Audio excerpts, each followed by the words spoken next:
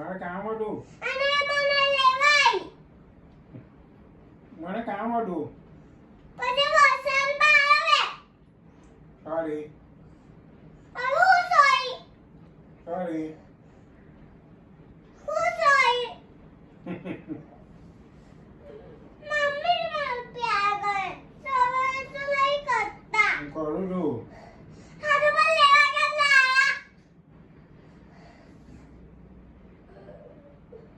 લેવા કેમ ના આવ્યા વલે? મારે કામ હતું એટલે.